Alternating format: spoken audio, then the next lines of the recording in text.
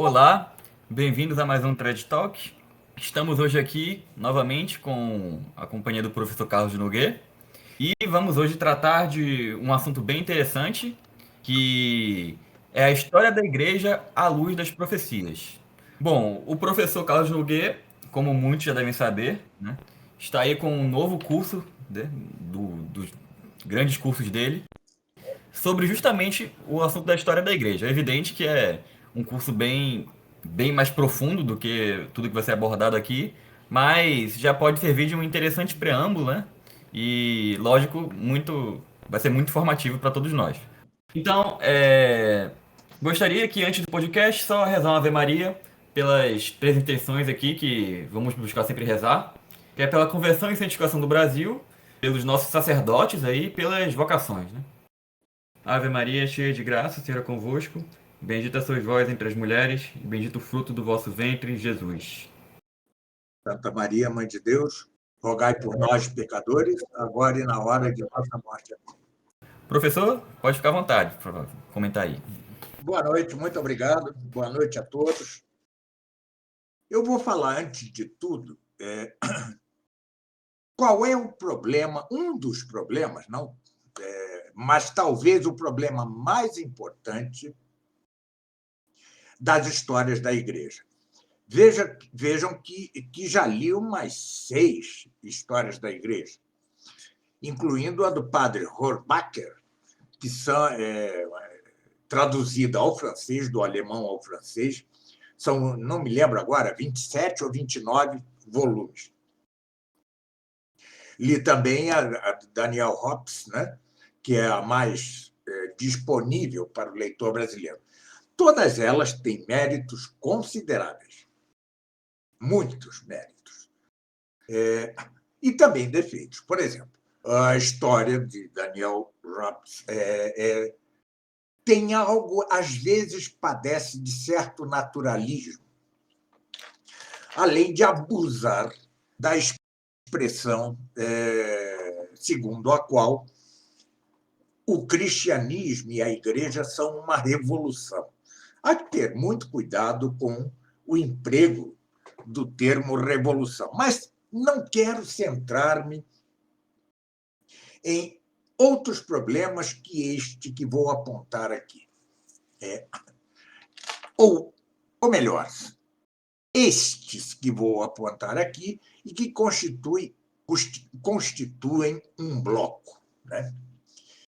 O primeiro dos problemas das histórias da Igreja, pelo menos das que me foi dado ler, é o não ver a história da Igreja à luz das profecias bíblicas. Com isso, fica suposto que estas, ou seja, as profecias bíblicas, ou já se cumpriram num passado cada vez mais remoto, ou só se cumprirão num futuro sempre postergado, né? E, desse modo, nega-se ou não se quer ver que tais profecias, né, se cumpriram ao longo de toda a história da Igreja. Estão se cumprindo bem diante de nossos olhos e se cumprirão num futuro cujo limite não nos é dado conhecer, ou seja, não nos é dado conhecer a data do fim da história, do fim do mundo, do fim dos tempos, né? O segundo defeito, intimamente conexo com este, é que não se reconhece suficientemente que a história da Igreja se dá no seio ou leito da história do mundo, ainda que seja a Igreja o próprio reino de Deus descido do céu à terra, como lemos tão plasticamente, tão graficamente no Apocalipse, e ainda que a figura deste mundo, como disse Cristo, vá passar, e a igreja militante, ou seja, nós, se vá transmutar na Jerusalém Celeste, na Igreja Triunfante. Ora, isto que eu acabo de dizer supõe um íntimo imbricamento entre a história da Igreja e outra disciplina, a saber, a teologia da história, que, em verdade, é apenas um dos capítulos da teologia sacra, da sacra doutrina, da teologia sagrada. Então, há que haver, numa mais consistente história da Igreja, né, um íntimo imbricamento entre duas disciplinas: a história da Igreja, que é parte da disciplina da história, e a teologia da história, que é capítulo da teologia sagrada. O terceiro problema, consequente ao que acabo de dizer, é o não assinalar devidamente que a história se ordena essencialmente à Igreja. E por que a história se ordena essencialmente à Igreja, mesmo antes de a mesma Igreja existir? Porque a história não é senão, como se diz em latim, e como dizia São Paulo, propter electus, ou seja, por causa dos eleitos, pelos eleitos, para os eleitos, de modo tal que, como se diz na melhor teologia, a história terminará o dia em que se completar o número dos eleitos. Pois bem, como seria, então, quanto ao que eu acabo de dizer, uma boa história da Igreja? Seria da seguinte maneira: sem deixar, né, de fazer estrita história, né, né, ela buscaria não incorrer neste triplo problema que acabo de enunciar e que é intimamente conexo, e não incorrer superando-o do seguinte triplo modo. Em primeiro lugar, há que ver a história da Igreja e do mundo à luz das profecias veterotestamentárias, tá certo? Ou seja, as do Antigo Testamento, e muito especialmente as de Ezequiel e Daniel. Daniel tem duas profecias de grande proveito para a história da Igreja, né? E também à luz das profecias neotestamentárias, ou seja, do Novo Testamento. São várias. As de Nosso Senhor Jesus Cristo, nos Evangelhos, várias, né? As da segunda epístola aos Tessalonicenses de São Paulo, muito especialmente, muitíssimo especialmente, o Apocalipse de São João, que é justamente uma profecia respeitante a toda a história da Igreja e do mundo até o fim dos tempos e depois.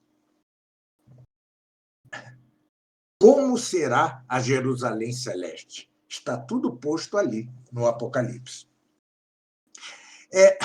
Além disso, uma boa história da Igreja verá a história da Igreja e, consequentemente, também a do mundo, já que a do mundo se ordena essencialmente à Igreja, segundo um constante entrelaçamento teórico entre as duas referidas disciplinas, ou seja, a história da Igreja, que, repito, é parte da disciplina da história, tá certo?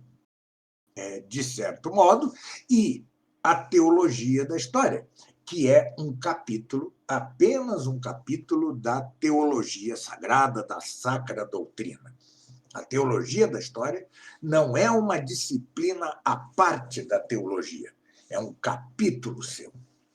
E, pois bem, e por fim, uma boa história da Igreja mostrará como a história do mundo se ordena, como dito, essencialmente à Igreja. E o que quer dizer com toda precisão que ela seja propter electos, por causa dos eleitos, pelos eleitos, para os eleitos. Naturalmente, grande importância terá, repito, dentre as profecias, o Apocalipse. O Apocalipse se você o conjuga. O Apocalipse não é um livro exatamente fácil, né? Fácil. Mas tampouco é obscuro, como muitos querem crer. Por exemplo, o tradutor da Bíblia em português, Padre Mato Soares, na introdução, dentro da sua tradução, a tradução do Apocalipse, ele praticamente confessa, né, a incapacidade que teriam os exegetas, né, que teriam os intérpretes, os teólogos, de penetrar, né, a cerrada selva de símbolos apocalípticos. Não é verdade. Como se o escritor sagrado fosse escrever algo totalmente inacessível, né? Não é possível que fosse assim. Exatamente. E mais que isso, Guilherme. É como se este livro não fosse justamente o mais comentado dos livros da Bíblia. Ou seja, o que quer dizer isso, segundo as palavras do Padre Matos? Que foi vão o trabalho de tantos intérpretes? Sim, trata-se de uma simbologia cerrada. Mas nós temos 2000 anos de interpretação. E mais, se olharmos direitinho, sem medo, sem receios, para a história que se desenrola diante dos nossos olhos, nós veremos cumprir-se agora mesmo a profecia do Apocalipse. Mais que isso, até o século XIII, ao menos, o Apocalipse foi como um livro de cabeceira dos cristãos. Por que o foi? Porque o Apocalipse tem duplo caráter. Além de ser uma profecia com respeito a toda a história do mundo e da Igreja, desde a fundação da Igreja, ele é também uma mensagem de esperança, uma dupla mensagem de esperança.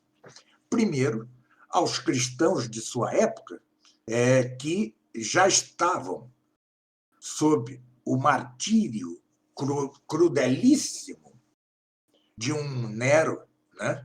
E que logo viveriam 3 séculos de martírio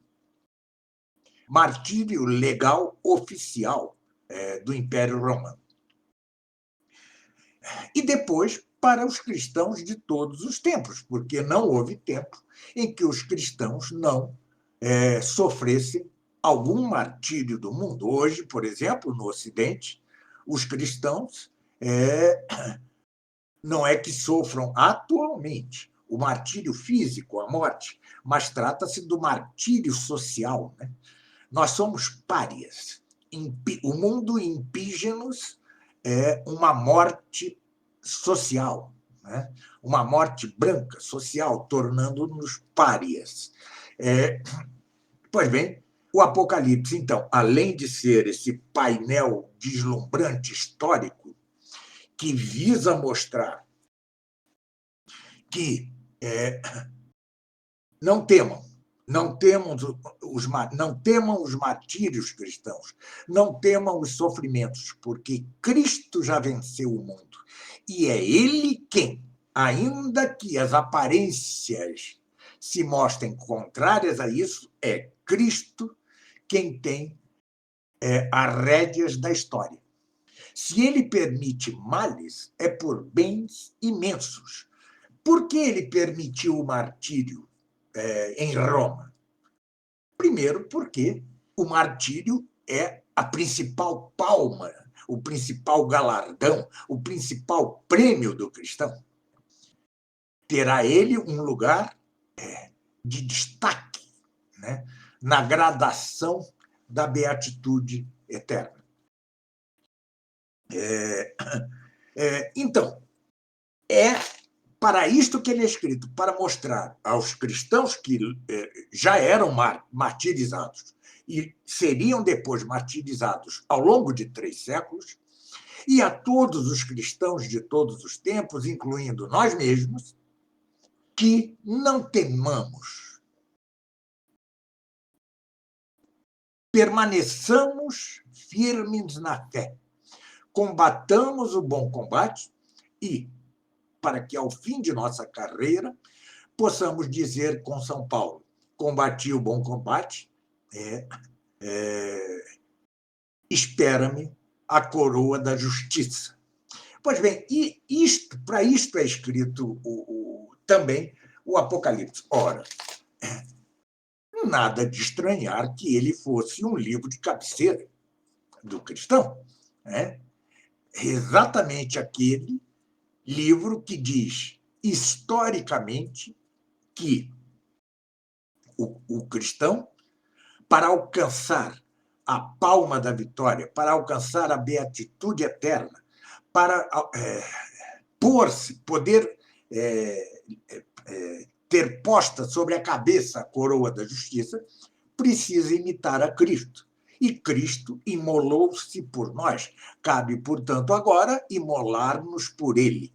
Ele, que, como se diz no próprio Apocalipse, é o cordeiro degolado, o cordeiro imolado. Pois bem, então, levar em consideração essas profecias é essencial para que a história da Igreja seja fidelíssima. Né? Vejam bem, nós temos em Daniel 2 profecias fabulosas. Uma, que é a do sonho do gigante, composto de vários materiais, né? Que mostra que os impérios meramente naturais se transmutariam no império espiritual, que é a Igreja. Império esse que dominaria o mundo. Um império espiritual. Mas também tem a profecia tão comentada por São Jerônimo relativa ao fim dos tempos. As profecias de Nosso Senhor. Quando lhe perguntavam os discípulos qual é a data do fim, ele dizia, vocês não podem saber. Este é um segredo da divindade. Este é um segredo da divindade. Vocês não podem saber. Ninguém pode saber a data. Mas estejam atentos aos sinais. 3 sinais ele dá, tá?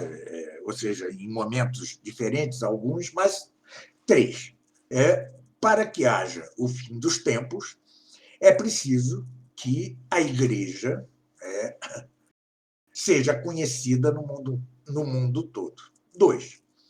É preciso que haja antes a apostasia das nações, que já as nações hoje são 100% apóstatas. Talvez, se tira a Polônia, um pouquinho, mas a Polônia está hoje em dia em franca decadência. A apostasia geral. Né? Então, a apostasia das nações já se deu. E a outra, né, sempre tratada, o outro sinal dado por Cristo, sempre tratado foi tratado por São Jerônimo, cada um à sua maneira, por Santo Agostinho, por Santo Tomás, etc., não haverá o fim dos tempos antes que haja a abominação da desolação instalada no lugar santo. Antecipo, não vou aprofundar-me aqui, que esta profecia, segundo o ângulo por que se olhe, é dupla. Um dos caracteres mais impressionantes das profecias divinas, né, das verdadeiras profecias, é seu caráter sintético. Ele é capaz de abarcar coisas distantes milhares de anos. Né? Então, a desolação, a abominação da desolação instalada no lugar santo é, por um lado, o que ocorreu no Templo de Jerusalém. No Templo de Jerusalém. Mas também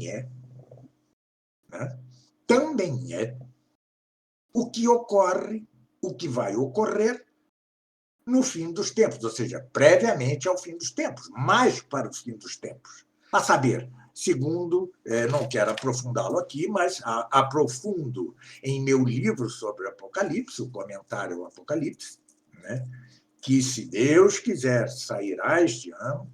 Eu, que hoje estou com a saúde razoavelmente estável, mas, segundo São Tomás, isto quer dizer que muitos na Igreja abririam os braços para o anticristo. Segundo Santo Agostinho, quer dizer que o anticristo constituiria uma anti-igreja, que em tudo se pareceria com a Igreja de Cristo e, no entanto, não seria a Igreja de Cristo. Eu, em meu comentário, conjugo estas duas interpretações, dando preferência a de Tomás. É interessante também, inclusive, né, hoje, que estamos gravando 20 de novembro, 24º domingo depois de Pentecostes, que é o último domingo do ano litúrgico, né, que é o Evangelho, justamente o passagem de São Mateus, que Nosso Senhor fala do fim do mundo. E uma coisa, exatamente, inclusive, que o sacerdote hoje, o padre Joaquim, comentou no sermão, é que o anticristo é realmente o oposto da igreja, né? Porque com a igreja veio a cabeça primeiro, Nosso Senhor, depois o corpo místico. Mas no anticristo vem primeiro o corpo, né? E logo no momento derradeiro chega, na etapa final, chega o anticristo. E é muito interessante o que você falou, exatamente. Você falou exatamente da questão de nós não sabemos o momento exato, mas nós devemos sempre, né, nos atentar justamente aos sinais. E Nosso Senhor diz: quando os ramos se tornam tenros e lhes apontam as folhas, já se sabe que está perto o verão. Assim vós, como virdes tudo isso, já ficais sabendo que este acontecimento já está próximo, como se estivesse às vossas portas, né? Falando depois dos sinais. Né? São João dizia: este anticristo, que já sabemos, que todos sabem que virá, já está entre nós. E o que quer dizer São João com isso? Que ao longo de toda a história, desde os tempos apostólicos, havia anticristos. Anticristo é todo e aquele que é contra Cristo. Ora, assim como no Antigo Testamento houve várias figuras ou tipos de Cristo, assim também na história depois de Cristo há várias figuras ou tipos do anticristo final, certo? Inclusive, em relação ao que o senhor disse, quem fala algo bem semelhante é o Monsieur de Seguir, né? No livro dele sobre a Revolução, ele comenta que na história sempre os cristãos pensaram que, em determinados momentos, né, que haveria chegado a época do fim do mundo. Por exemplo, ele cita 3 exemplos, né? Ele diz que primeiro foi a perseguição de Nero, depois a questão dos maometanos, né, o surgimento dos maometanos, e por último a época de Lutero, né? Os cristãos pensaram aí que teria chegado o fim do mundo. No caso, ele está rebatendo, porque algumas pessoas, né, o Monsieur de Segur dizia que na época dele, né, ali após a Revolução Francesa, que já estava chegando o fim do mundo. Aí diziam para ele: ah, não, antes já falaram isso. Mas o argumento dele é o seguinte: tanto na época de Nero, como na época dos maometanos, como na época de Lutero, as pessoas acreditavam que estava chegando o fim do mundo, né? E na época moderna, né? Ninguém acredita mais, segundo ele, É, né? E esse seria um sinal exato. grande, né? Este é um dos grandes sinais de que marchamos para o anticristo. Sabe-se lá quanto tempo será isso, mas é o fato de que ninguém já acredita em anticristo, né? Tá certo? É, houve duas outras épocas, talvez até que, junto com a de Nero, para mim são as três mais importantes. A de Nero, a do ano 1000, por causa do milênio anunciado no Apocalipse, e terceiro, a época da peste negra. Tá certo? É, São Vicente de Ferrer, por exemplo, dizia que o anticristo estava às portas. Né? Então, mais que essas épocas que dá Monsenhor de seguir, há estas duas. O ano 1000 por causa do milênio. Aliás, tanto no comentário ao Apocalipse, como que sairá antes da parte do curso meu sobre a história da Igreja, em que falarei disso, né? Eu dou uma interpretação de, sei lá, 40 páginas sobre o milênio, né? Que eu creio ser a justa. Bom, mas então a importância, nós não podemos louvar demasiadamente a importância das profecias bíblicas. Elas não só já se cumpriram, repito, senão que se cumprirão e contra o que querem, por exemplo, os preteristas, ou contra o que quer grande parte dos comentadores do Apocalipse, não não, essas profecias não são só relativas a um passado remoto ou a um futuro distante. Estão dando-se diante de nossos olhos. Né? Esse defeito se dá em grandes comentadores, em grandes teólogos, como, por exemplo, o cardeal Biot, que, fundado em Bossuet, considera, por exemplo, que o sinal, a abominação da desolação instalada no lugar santo, já se havia dado em Jerusalém, no Templo de Jerusalém. Tanto pelas ignomínias que se davam no interior do templo, como pela tomada e destruição do templo pelos romanos. Isto é verdade, mas, como eu disse, os símbolos apocalípticos são plásticos, né? Os símbolos proféticos são plásticos. Eles são capazes de abarcar toda uma história em um só símbolo. Bom,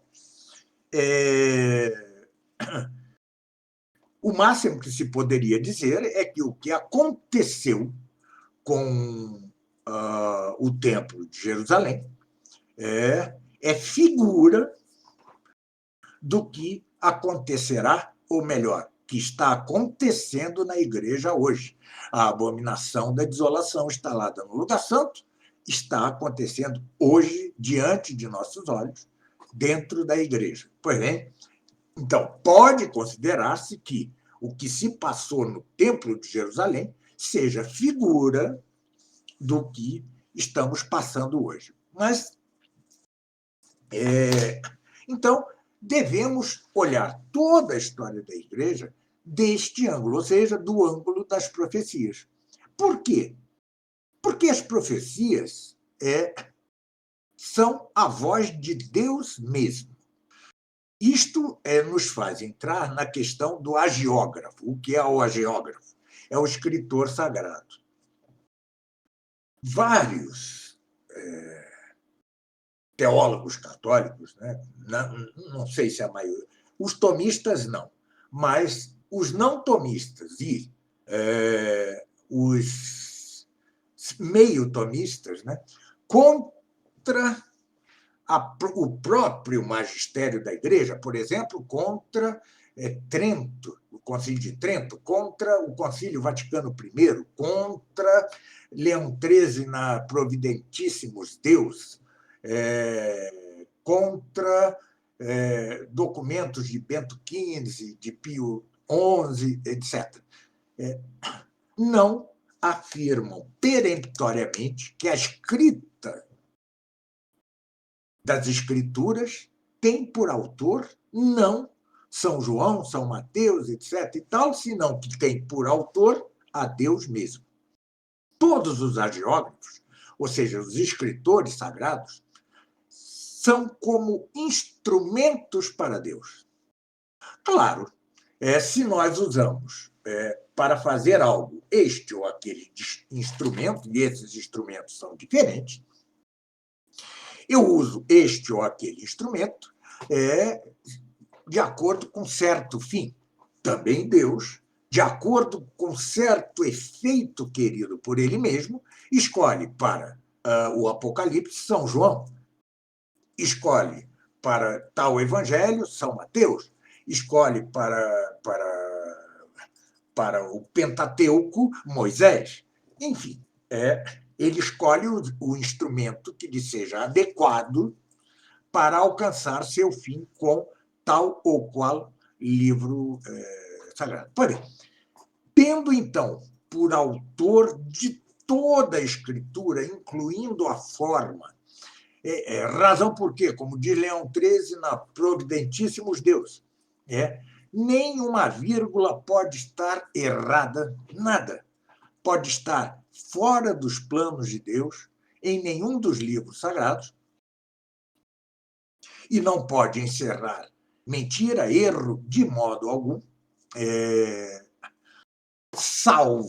salvo que haja erro de cópia, tudo que é uma longa discussão. Recomendo-lhes, a quem queira aprofundar-se nesse importante assunto, a leitura da encíclica Providentíssimos Deus, de Leão XIII, fabulosa, uma encíclica fabulosa. Mas o fato e recalca isto que eu estou dizendo, repisa algumas decisões da Comissão Bíblica, especialmente sobre Pio X, São Pio X. Pois bem, a importância das Escrituras é que, ao fazer a história da Igreja à luz das Escrituras, elimina a possibilidade do arbitrário se considera a história da Igreja apenas com o olhar humano. Ora, considerá-la à luz das profecias, quer dizer considerá-la à luz de Deus mesmo, já que Deus é o autor das profecias. Pois bem, posto isso, que é o central, né? E que é o central em meu curso, aliás, chama-se exatamente assim, a história da Igreja à luz das profecias, né? É preciso fazer uma boa divisão da história da Igreja até os dias atuais. Claro, fica em aberto o que se seguirá aos nossos dias, não podemos sabê-lo, né? Conquanto tenhamos já indícios pelas profecias que já referi. Então, podemos dividir a história da Igreja em princípio, em 7 momentos. Tá? 7. Vejam, não queiram com isso identificar-me, né, com a doutrina que critico duramente em meu comentário ao Apocalipse, e que criticarei duramente em meu curso da História da Igreja, a do reverendo Holshouser, né? Que alguns hoje defendem, né? E que é de um arbítrio enorme. Só para se ter ideia, a doutrina das 7 igrejas, que seriam correspondente às 7 igrejas da Ásia proconsular, ou Anatólia, as 7 igrejas a que São João destina 7 cartas, né? Segundo Holshouser, a história da Igreja terminaria no século XIX. Este erro, aliás, ao dizer que a história da Igreja terminaria, a história do mundo e da Igreja terminaria no século XIX, ele primeiro infringe algo que disse Cristo: não podeis saber os tempos.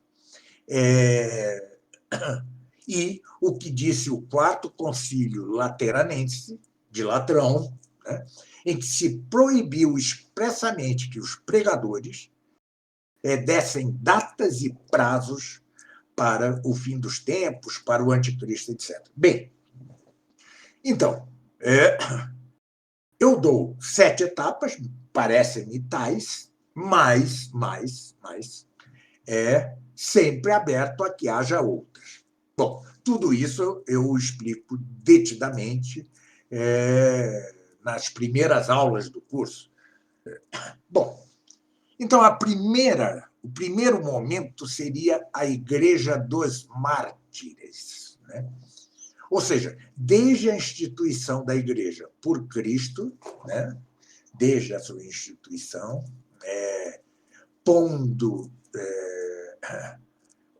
erguendo-a sobre a pedra que é Pedro, né? O Papa. Então, o primeiro momento vai desde a instituição da Igreja até ao imperador Constantino, exclusivo, ou seja, até imediatamente antes do imperador Constantino. Eu não aprofundo um pouquinho agora o que é esta etapa, porque mais à frente, aqui mesmo, nesse podcast, eu voltarei à Igreja dos Mártires. Por bem, o segundo momento, digamos assim, é o da primeira cristandade. Ou seja, desde o edito de Constantino, do imperador Constantino, em 313, edito pelo qual se tirava a Igreja e o cristianismo da ilegalidade, né, até o pontificado de São Leão Magno e a queda do Império Romano do Ocidente, passando pela decadência do mesmo Império Romano após a morte de Teodósio, o imperador Teodósio. O imperador Teodósio foi muito além de Constantino. Ele, já com o cristianismo já na legalidade, a Igreja já na legalidade, Teodósio tornou o Império Romano, cristão. Ou seja, fez que o Império Romano constituísse com a Igreja algo uno, ordenando-o essencialmente a mesma Igreja, né? Tanto no comentário ao Apocalipse, meu comentário, como no curso sobre a Igreja, né? É aí que eu explico o que é a cristandade, coisa que poucos, infelizmente, hoje entendem o que seja. Hoje considera-se cristandade que o presidente de certo país, ou o rei de certo país, o monarca de certo país, se diga: eu sou cristão, eu sou católico. Não é isso. É muito mais, a coisa é muito mais profunda. Bom, um terceiro. Bom, então, Roma, o Império Romano, a partir de Teodósio, e não de Constantino, ou seja, posterior, embora o Império Romano logo fosse cair pelas mãos dos bárbaros, né, constituiu-se com Teodósio a primeira cristandade. Pois bem, o terceiro momento é o nascimento e o apogeu da segunda cristandade, que vai desde as tribulações da Igreja sob as invasões bárbaras e diante dos obstáculos do Oriente, entendido Oriente, tanto o Império Romano do Oriente como o cisma oriental, tá certo?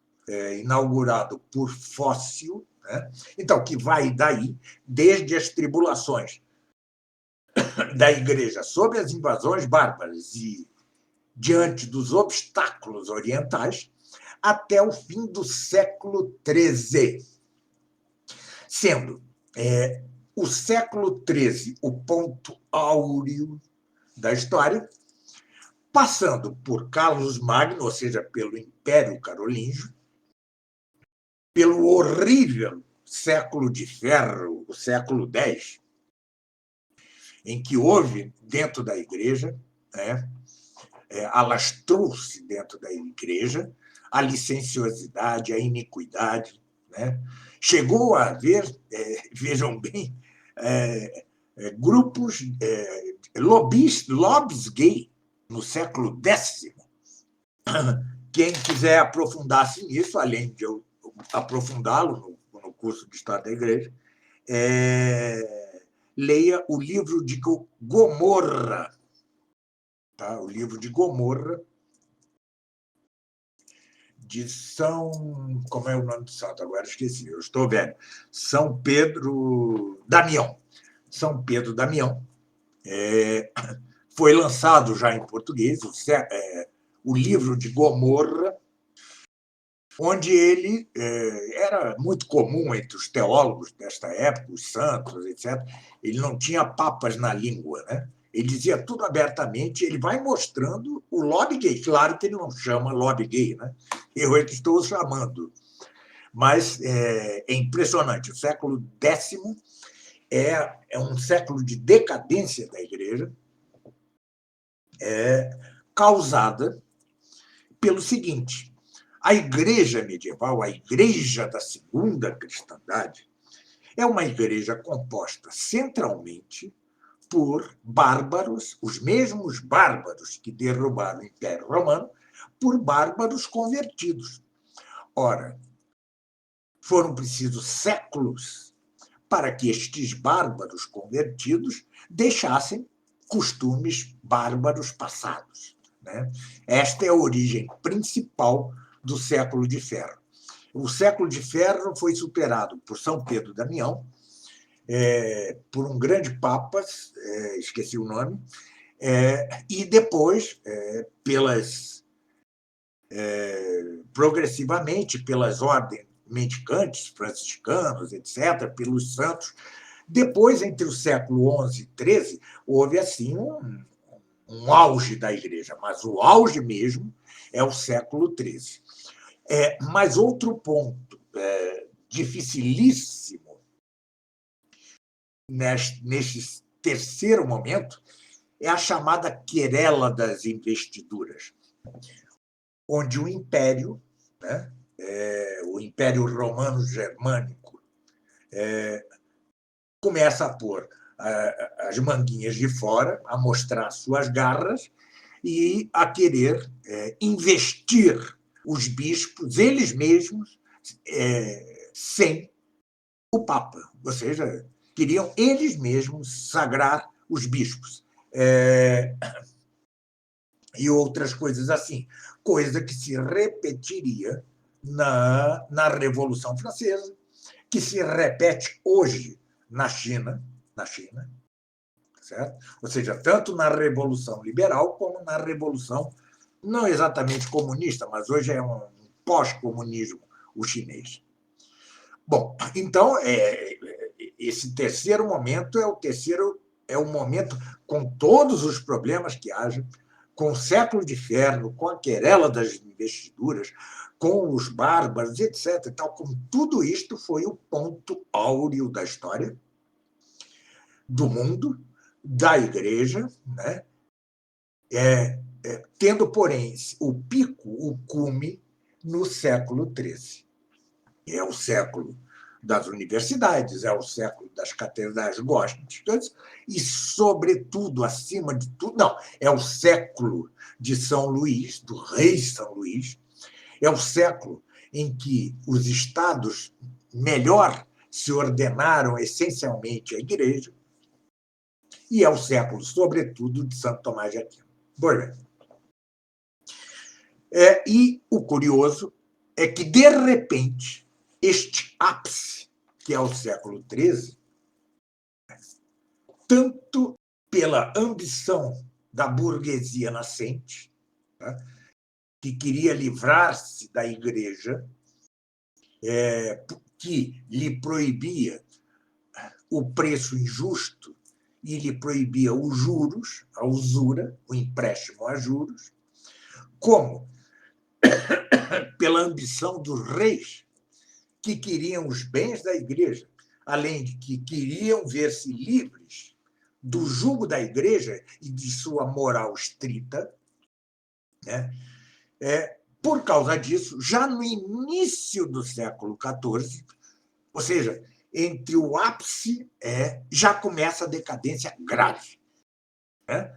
É um quarto momento que eu chamo de ruptura da segunda cristandade e primeira fase da apostasia das nações profetizada por Cristo. Este é o quarto momento. A cristandade não morreu de velha, morreu na flor da idade. Tudo isso eu explico, naturalmente, no curso. Pois bem. É interessante que também, né, no século XIV, né, além de todas essas questões, né, da sublevação tanto da burguesia como da nobreza contra a igreja. Da nobreza, não. Da nobreza, não. Da realeza, tá? A realeza, é isso, professor. Ainda veio a peste negra para colocar um caos social enorme aí.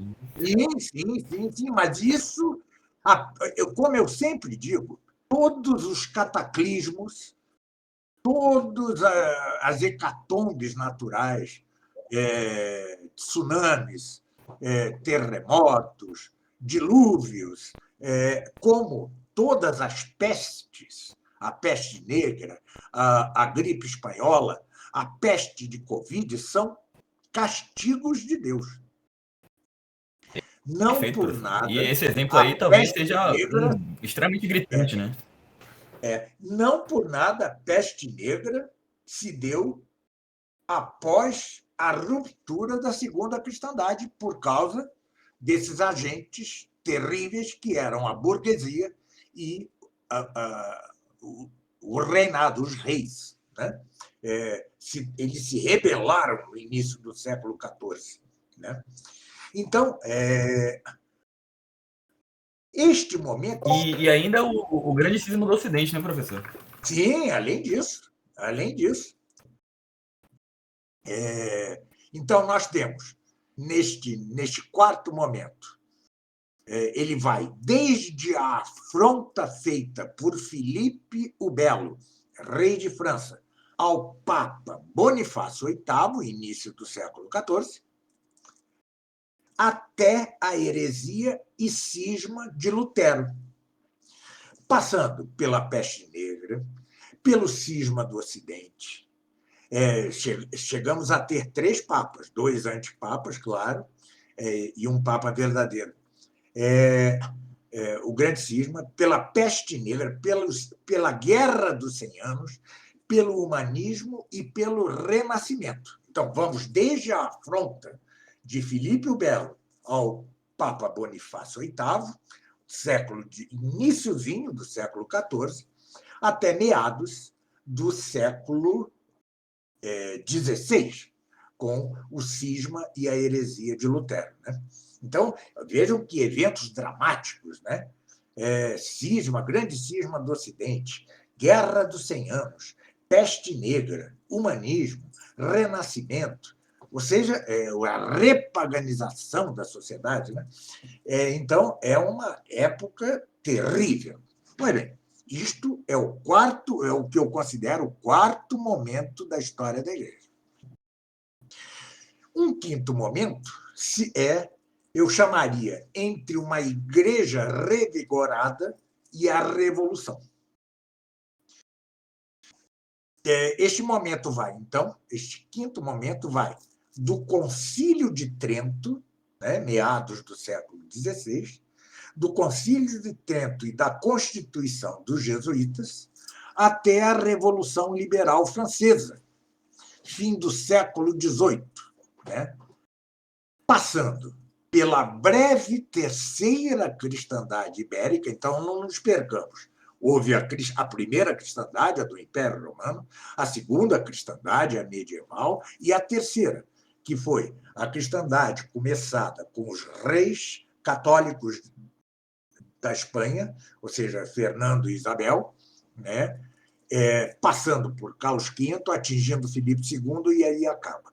E também a América Hispânica, claro. Bom, então, este momento passa até chegarmos à Revolução Francesa, esse momento passa pela terceira cristandade, a breve cristandade ibérica, né? Pelo humanismo, tá certo?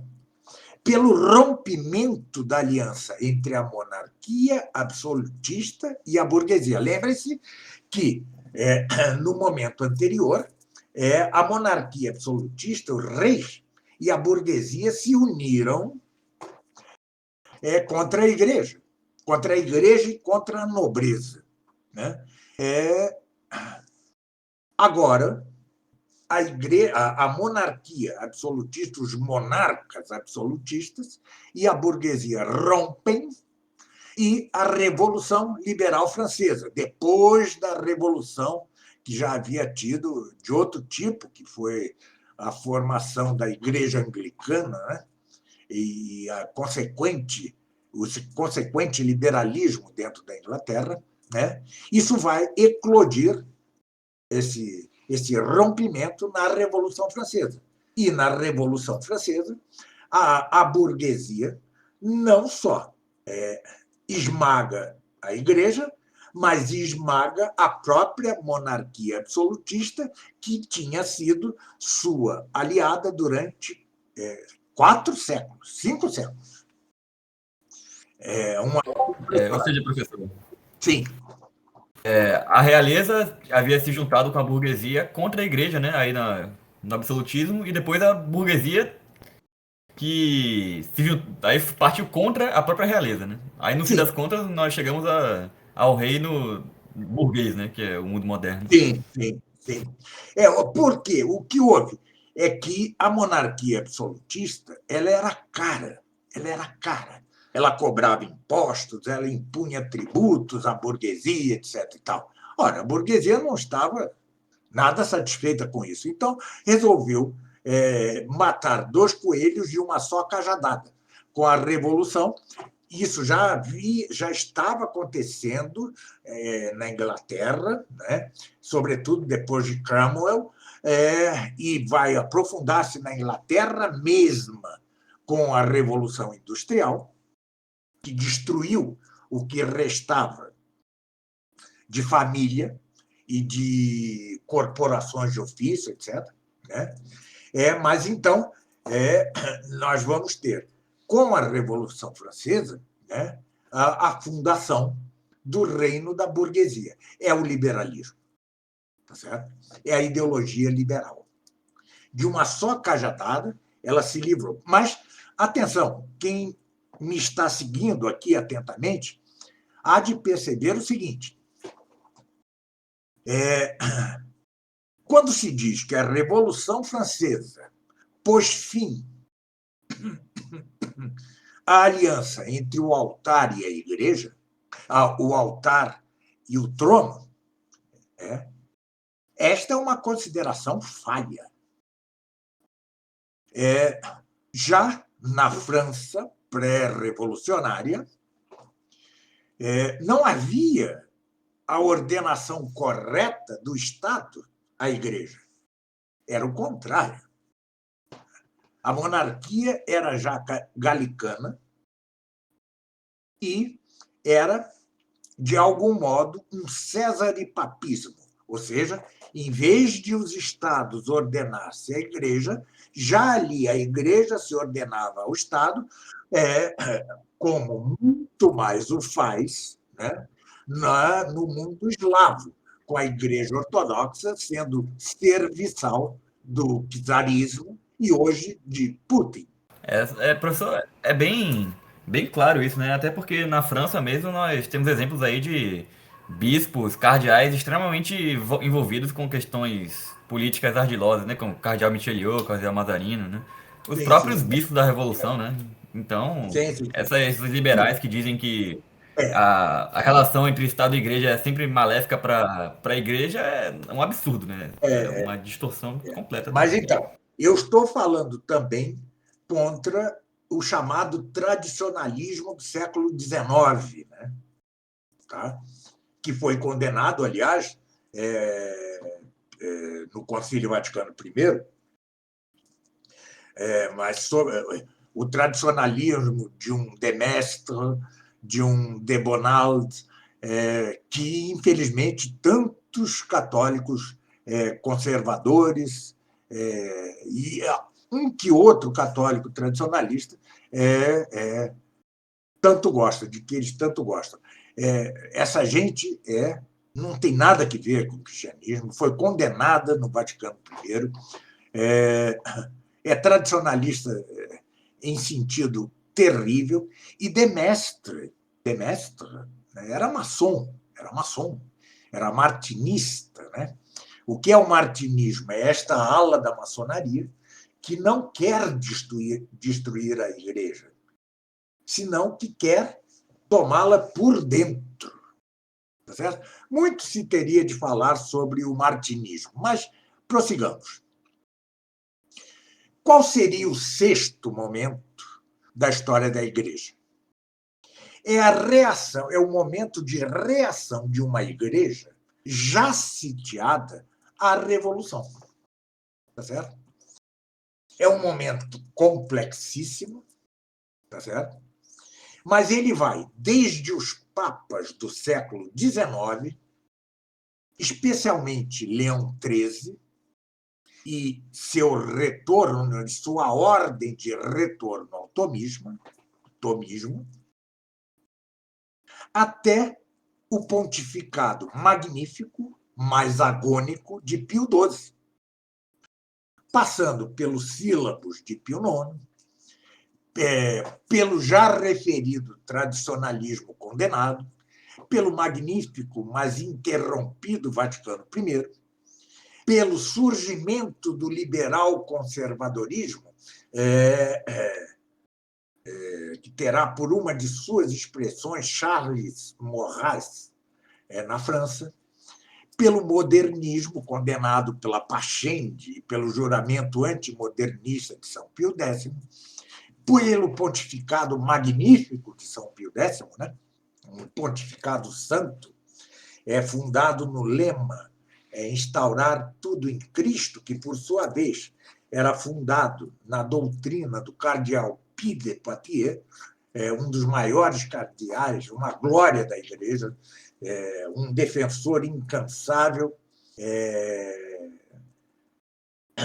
invencível da realeza social de Cristo, né? Mas passando ainda pelo comunismo, né? E, em particular, pela Revolução Bolchevique e suas consequências, pela quase primas de Pio XI, que é uma das mais importantes encíclicas de todos os tempos, e que é, como já se chamou, a Carta Magna da cristandade. Mas vejam o curioso, escreve Pio XII a Constituição da Pio XI, a Constituição da cristandade, sua Carta Magna, quando a Igreja já estava sitiada, quando já havia a apostasia das nações, e quando a cristandade já não podia instituir-se. Também trato isso detidamente. Bom, passando ainda pelo nazifascismo, que foi uma das ideologias surgidas no século XX, né? E pelas duas terríveis guerras mundiais. O fato é que, entre guerras mundiais, comunismo, revoluções liberais burguesas, etc., o século XX, né, viu morrer cerca de, sei lá, 200 milhões de pessoas. Né? Não à toa, Gustavo Corsão chamou com muita propriedade o século XX de o século do nada. Mas há que entender que tampouco é do nada, porque nós temos um século e meio de grandes papas, um século e meio em que se dá o segundo Papa Santo, desde São Pio V, no século XVI, que será São Pio X, né? É a época dos sílabos do Vaticano I, é a época com as primas, né? Etc. E tal. Então, há que ter certo cuidado com os epítetos, mas não deixa de ter razão o nosso Corsão ao dizer que o século XX foi o século do nada, um século terrível. Né? Pois bem, e temos, enfim, o sétimo momento, que eu chamo o momento justamente de a abominação da desolação instalada no lugar santo. Ou seja, esse momento vai desde o Concílio Vaticano até os dias atuais, Vaticano II, passando pela última e vitoriosa Revolução, né? A Sado-Libertina, que começa com Herbert Marcuse, e eclode, sobretudo, pela primeira vez, por um lado, numa revolução algo violenta, que foi o Maio de 68 francês, por um lado, e, por outro lado, na Revolução do Paz e Amor de Woodstock. Né? Ou seja, inaugura-se um mundo a partir da década de 1960, um mundo sob a trindade de Príapo, ou seja, um mundo entregue ao sexo, de Mammon, um mundo entregue ao dinheiro, à ganância, né, à usura, e de Moloch, ou seja, um mundo que sacrifica os bebês no ventre materno, né? É o mundo do aborto. E também caracterizado este último momento por uma igreja em que muitos de seus membros, abrem os braços para o anticristo, tanto para o anticristo atual, como preparando o advento do próprio anticristo final. São estas, para mim, as 7 etapas ou eras, sabe-se lá como se deve chamar isso propriamente, em que a igreja está até hoje. Haverá outra, não se sabe, é preciso esperar. Não somos deuses, não somos Deus. Só Deus sabe se haverá um novo momento na história da igreja. Mas tudo isso já é parte do próprio curso, além de ser uma das partes principais de meu comentário ao Apocalipse. Professor, o senhor vê um paralelo entre as 7 épocas que o senhor mencionou com aquelas 7 do Apocalipse também? Com as 7 igrejas do Apocalipse? Não, ou não tem relação? ao contrário. Eu já neguei. Eu não falei aqui da doutrina de Holshouser. Sim. Das sete, ele quer fazer corresponder supostas e definitivas 7 idades da igreja às 7 igrejas do Apocalipse. Como mostro no comentário ao Apocalipse, como mostrarei também no curso da história da igreja, pode ser, sim, que haja a história da igreja e do mundo tenha só tenha só 7 etapas. É possível. Mas nós só podemos ter certeza disso ao final dos tempos, no fim dos tempos. Justamente. Porque senão nos colocamos em lugar de Deus e dizemos, nós sabemos, como Deus sabe, que este momento agora, que eu chamei de a abominação da desolação instalada no lugar santo, é o último. Eu acho que o é. Mas eu não posso afirmá-lo. Isto é Deus. Deus é que sabe. Né? Além do mais, é muito frágil a analogia ou correlação entre essas 7 etapas e as 7 igrejas do Apocalipse. A única coisa que nos pode fazer supor provável ou possível, melhor dizendo, que o mundo tenha 7 etapas é que o número 7 é o número da perfeição.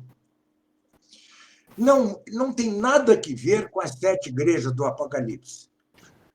São João fala de 7 igrejas em seu livro, no Apocalipse, das 7 igrejas. Por quê? O 7 representa a totalidade da igreja.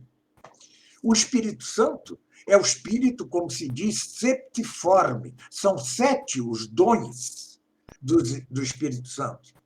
Os dias da semana são 7. Então, é possível, vejam os termos que eu estou usando, é possível que a história da igreja também se divida em 7 etapas. Mas disto nós não podemos ter certeza. Nós podemos ter certeza do espírito septiforme, ou seja, é o espírito com 7 dons. Podemos ter certeza que as 7 igrejas do Apocalipse representavam a totalidade da igreja. Podemos ter certeza que a semana se divide em 7 dias, mas não podemos ter certeza hoje. Então, a correlação que se faz entre as 7 igrejas do Apocalipse e umas apenas possíveis 7 etapas da igreja é arbitrária, vai contra a determinação de Cristo e do Concílio IV de Latrão, contra a fixação de datas ou etapas ou fases, etc., para a história do mundo e da igreja, né? E para o advento do anticristo, vai contra tudo isso. E a doutrina de Holzhauser é de condenar, vejam, não estou dizendo que é herética, estou dizendo que é de condenar teologicamente, além de o fato de que Holzhauser tenha dito que o fim do mundo seria no século XIX, já nos leva forçosamente a desacreditar de sua doutrina. Ou seja, ele falhou redondamente. Além de infringir uma proibição de Cristo e da Igreja, ele errou redondamente. Então, quanto a isto, eu tratarei muito mais no comentário, no livro ao Apocalipse, que no curso da Igreja. Né? O curso sobre a Igreja eu não vou tratar de Holzhauser em particular. Né? Será algo mais geral quanto a isso das 7 etapas. Sim. Quer perguntar algo? Não, pontuou uma coisa interessante em relação a essa questão toda de fazer uma espécie de exegese da história, né? Porque nós víamos, por exemplo, tem o padre Monsieur de la Sueur, que ele trata da história do mundo a partir da seguinte perspectiva: existe uma ordem pagã até o advento do Nosso Senhor, né? Aí foi construída a cristandade, porém o mundo moderno justamente é derrocado da cristandade para a volta de uma era pagã, né? Que é movida pela maçonaria, enfim. Que eu acredito que seja uma visão bem razoável, mas vemos, por Mas exemplo, Monsenhor de la Sueur, com os problemas dele, né? Ele tinha algum problema aí em relação a alguns problemas, só que quando nós contrastamos, por porque exemplo, ele incorre em com outro erro. isso. Mas veja, professor, quando, por exemplo, contrastamos isso com o que diz Jacques Maritain, por exemplo, ou mesmo a ideia da Gaudium et Spes e tudo mais, né, de todo esse otimismo com o mundo moderno, na verdade, parece que os homens da igreja hoje veem como se estivéssemos caminhando para uma espécie de apogeu, né, com a ideia do Joaquim de Fiore. Né? Basta ver quão ridículas são as palavras do Papa João XXIII, criticando os profetas de desgraças, né? E mostrando-se, ele e o Vaticano II, otimistas quanto ao mundo. Isso é de um ridículo absoluto, né? É de um ridículo. Se não bastassem os demais problemas gravíssimos do Vaticano II, só isto bastaria para desacreditá-lo. A esperança no mundo que se afunda cada vez mais. O padre Álvaro Caldeirão fala uma coisa engraçada. A doutrina de Holzhauser, assim como a doutrina de Holzhauser cai no ridículo, sobretudo por sua falha, frustradíssima marcação do fim dos tempos no século XIX, assim também o Concílio Vaticano II se derrui pelo simples fato, ele e João XXIII, de considerarem o mundo uma maravilha, este mundo aí, né? Cheios de esperança, não na Jerusalém Celeste, não no céu, porque para isso é que nos é dada a virtude teologal da esperança, para suspirar pelo céu, mas para um mundo que já diante dos olhos daqueles homens se mostrava mais iníquo que nunca, que nunca. Sim, desculpe, eu interrompi. Não, não tem problema, professor. Não, em relação ao que o senhor disse, o padre Álvaro Calderon diz uma coisa engraçada. Ele diz que os homens do Vaticano II subitamente descobriram que o mundo não é mais tão ruim assim, né? E isso aí vai embora, na verdade. Porque a partir disso você tem, por Ou exemplo, seja, eles jogaram ideologia, né? eles jogam fora a certeza de tantos santos doutores da igreja de que o príncipe deste mundo é o demônio, né? É o diabo. Só para ressaltar um probleminha de Monsenhor de Lacy e outros, né? É que ele tem certeza de que o mundo vai recristianizar-se. E não se pode ter essa certeza. Nós não podemos ter certeza, só podemos ter uma certeza. Haverá um anticristo final e os judeus se converterão em massa a Cristo. Só isto. O resto podemos ter probabilidades, possibilidades, podemos até. Eu acho que, por exemplo, Santo Antônio Maria Claret, que eu considero um grande santo, dizia: parece, vejam como ele se expressava, parece que estamos na última etapa da história da Igreja e do mundo. Dizia algo semelhante São Pio X. Parece que o que estamos vendo diante dos olhos é o descrito no Apocalipse. Ou seja, uma coisa é você dizer parece, outra é ter certeza. Isto não está bem. E Monsenhor de Lacy e outros, né, incorrem neste erro terrível. Afora o erro, agora, grave, indócil com respeito ao magistério da Igreja, que é o chamado milenarismo mitigado. Este, sim, eu o trato muito detidamente, são páginas e páginas, no comentário ao Apocalipse. Sim, realmente o Monsieur Delacieux, ele trata como certo isso, né? E ele cita até várias profecias, né? Só que é curioso, porque essas, né, revelações privadas, como nós vamos ver, sempre tem alguma coisa diferente de uma para outra, né? Uma diz que vai ser um rei da França, outra é acho que o rei da Espanha, que vai ser o grande monarca, enfim. São coisas que às vezes fica um pouco complicado, né? Você dar tanta credibilidade assim, apesar de ser possível, né? Como ele trata. Exato. Ele poderia tratar como uma possibilidade, mas não como uma Isso. certeza. Ele está pondo-se em lugar de Deus. Claro, é claro que é isso. Para que uma dessas revelações fosse tomada por certa, teria sido preciso que o magistério da igreja o tivesse dito. E nunca, Perfeito. jamais o disse. Tá certo? Jamais. Bom, então, essas são as etapas. E agora vocês me permitam falar um pouquinho, vender um pouco o meu peixe, né? E falar um pouco do meu curso. Né? Claro.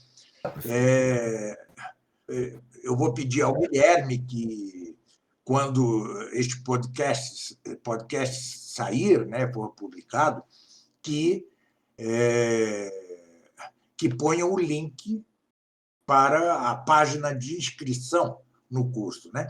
Então, eu vou dar brevemente, não vou falar muito sobre os dados, porque esses dados estarão neste link. Né? Então, bom, este curso se dividirá em 7 módulos.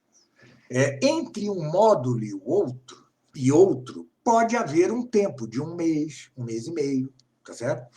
Porque eu tenho necessidade de preparar-me muito bem para cada um destes módulos. Quando eu gravei os 5 anos da Escola Tomista e estou gravando agora os 2 anos e meio do curso Uma História da Filosofia,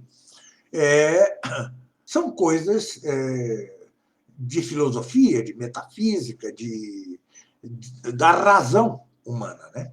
Agora, não. Eu estou tratando com a igreja, que é de instituição divina. Estou tratando com profecias, que são a própria voz de Deus.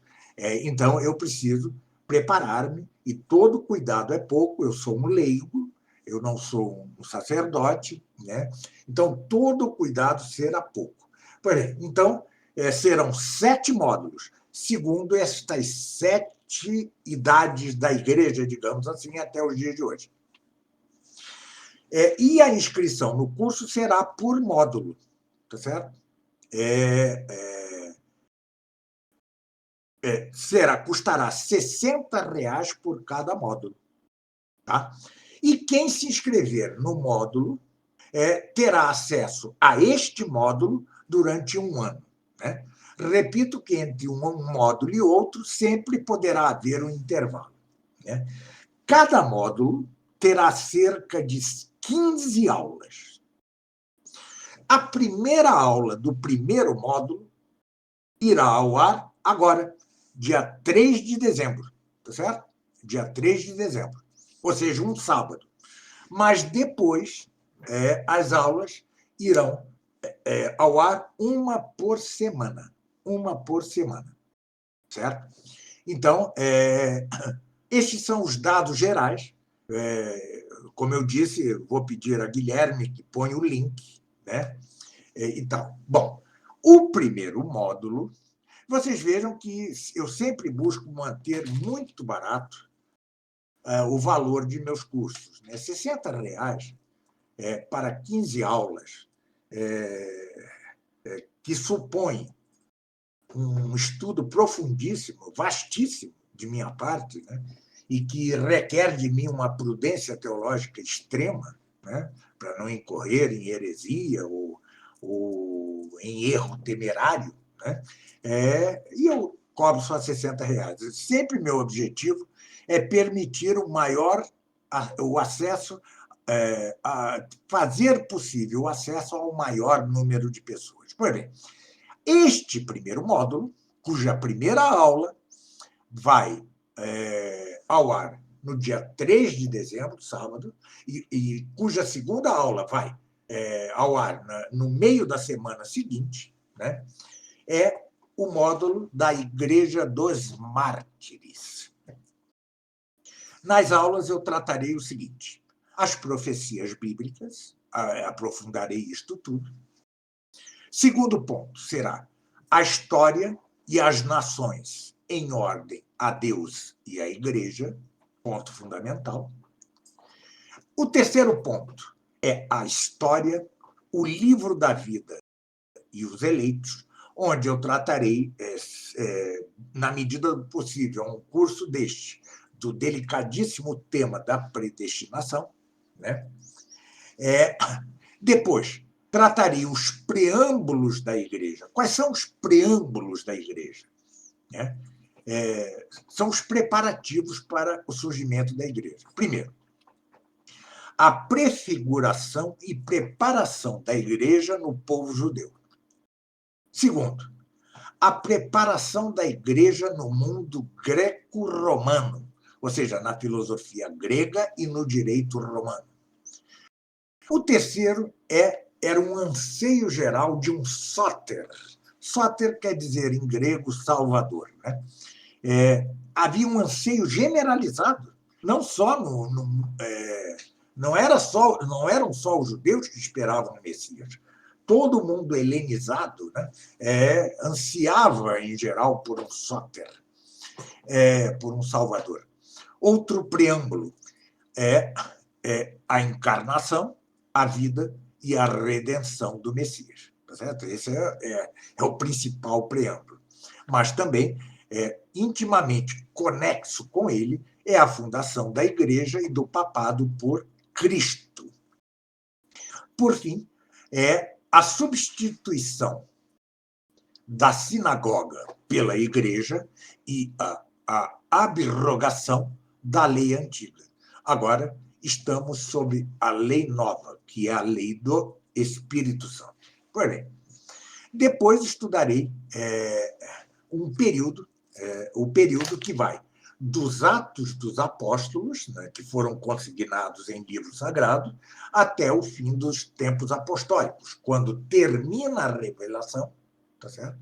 E, a bem dizer, termina a tradição. Toda a tradição posterior não fará, se é verdadeiramente tradição, não fará senão ecoar, de algum modo, a revelação dos apóstolos, até o fim da época apostólica. Bom, tratarei também do Império Romano, de sua progressiva decadência moral, ele foi cada vez mais decaindo moralmente, e tratarei também o esvaziamento da religião romana, né, que vai tornar-se uma casca com a deificação dos imperadores, né, e com a formação do panteão louquíssimo, é, é, sincrético, ecumenista de todas as religiões. Bem, tudo em ordem ao culto ao imperador. Tratarei também dos cristãos sob as perseguições sangrentas do fim do século I e de todo o século II. Depois, o próximo ponto são os apologetas ou apologistas e os primeiros padres da Igreja. Outro ponto, o nascimento da heresia antes da morte dos apóstolos. Já era o gnosticismo surgindo, o que me dá ensejo para o próximo ponto. O gnosticismo, ou gnose, ou seja, o conjunto das heresias do século II. Depois, tratarei o primeiro momento da luta da filosofia pagã contra a Igreja. É um primeiro momento, né? Em seguida, as terríveis e sangrentas perseguições aos cristãos do século III, desde o século III até o fim dessas perseguições, é o que trato neste ponto. Depois, as querelas cismáticas, né? Já havia cismas ou tentativas de cismas. Depois, um próximo ponto, é o segundo momento da luta da filosofia pagã contra a Igreja, ou seja, refiro-me aqui ao neoplatonismo, né? Depois, darei um ponto um pouco mais teológico, que era o estado da doutrina sagrada, da teologia, na Igreja dos Mártires. E depois, os dois últimos pontos, um centralíssimo, que é a constituição da Igreja até Constantino, exclusive, ou seja, imediatamente antes de Constantino. E como eram os sacramentos durante este período. Ou seja, naturalmente, combaterei aquilo que eu chamo pescaria de pérolas em águas turvas. São os modernistas e neomodernistas que querem pescar, né, na constituição da Igreja dos Mártires e dos sacramentos de então, deste período, coisas que fundamentam seu modernismo ou neomodernismo. Vou combatê-lo. Já o combaterei, por exemplo, com o uso indevido que se faz, por exemplo, de São Justino, ao estudar o estado da doutrina sagrada. Bom, e um último ponto, que não deixa de ser interessante, é a arte na Igreja dos Mártires, desde as catacumbas até Constantino exclusive. Estes são os pontos do primeiro módulo, São 17 pontos divididos em subpontos que eu tratarei em cerca de 15 aulas. Poderão ser 14, 17, cerca de 15 aulas, 18 no máximo.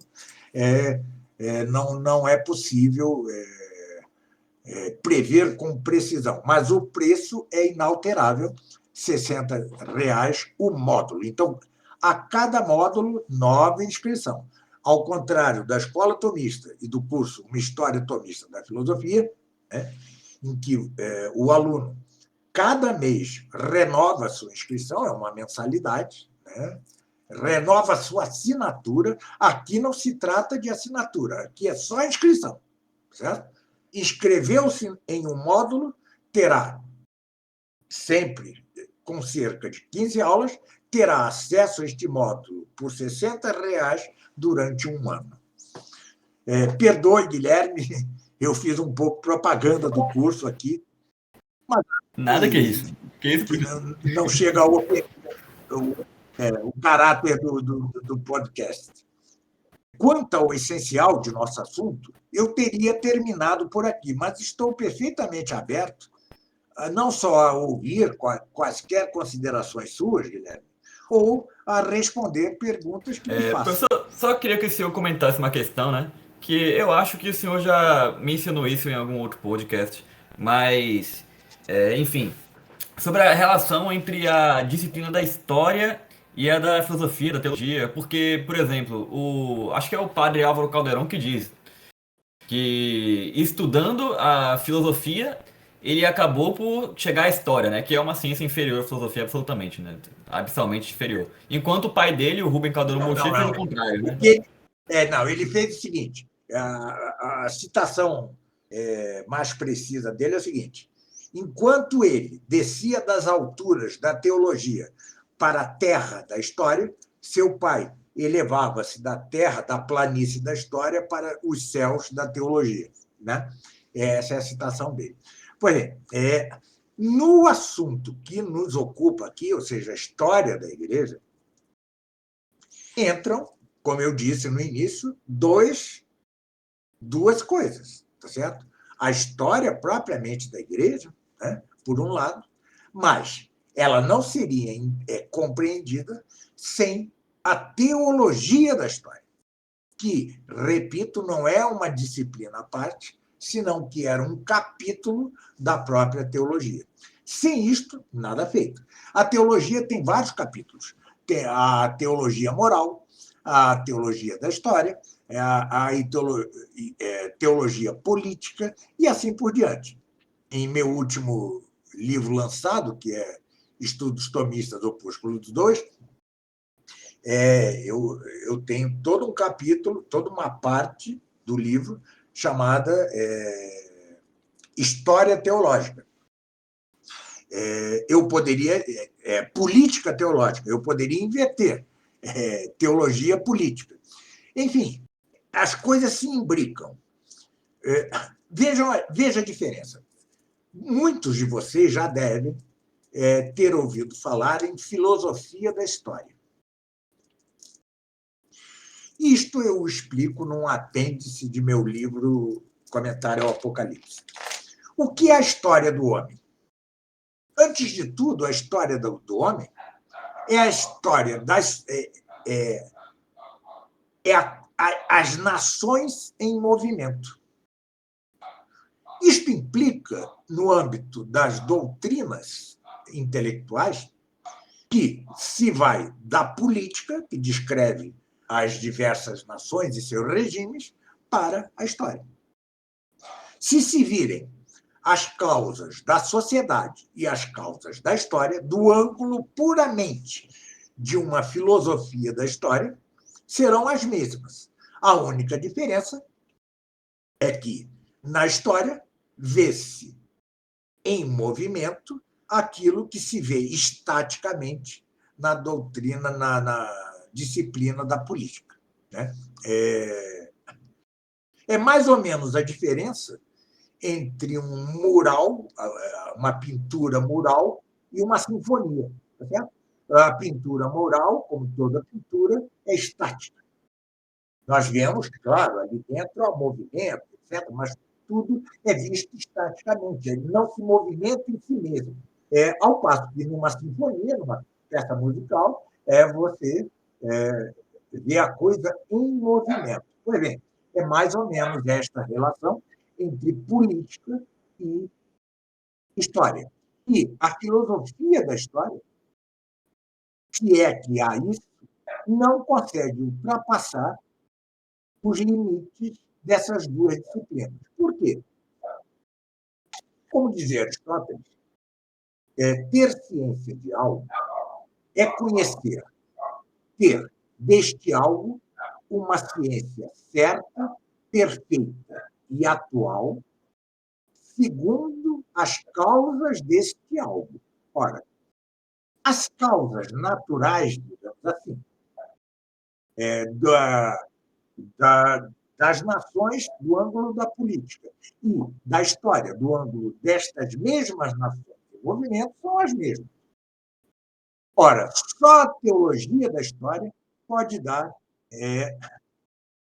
uma causa final absolutamente superior a todas as causas naturais, ou seja, a causa final da história, ou seja, das nações em movimento, é Deus mesmo e a completação do número dos eleitos.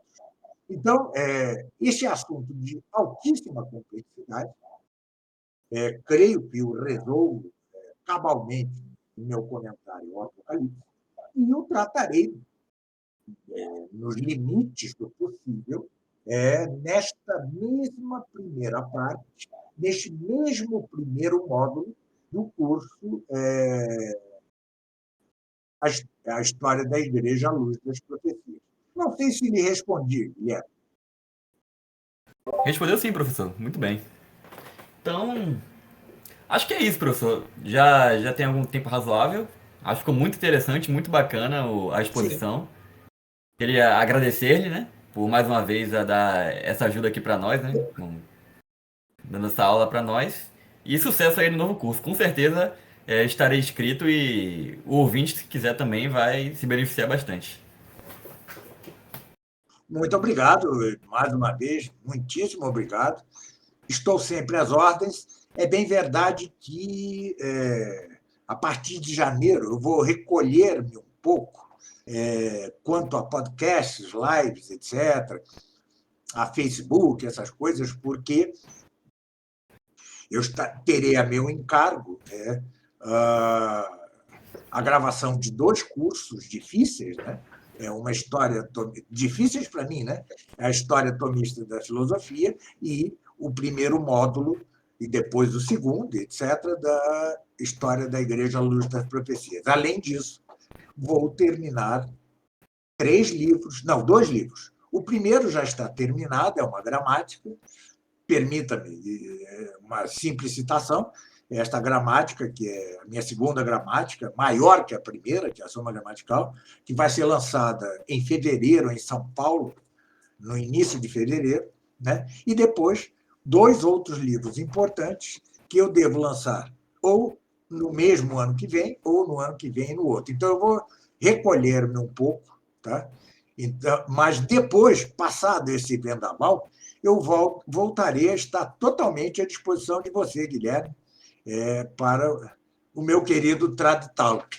Tá Tá certo, professor. certo? Deus lhe dê saúde. Amém. Então, muito obrigado. E obrigado também ao ouvinte. E boa noite aí para todos. Salve Maria. Salve Maria. Boa noite.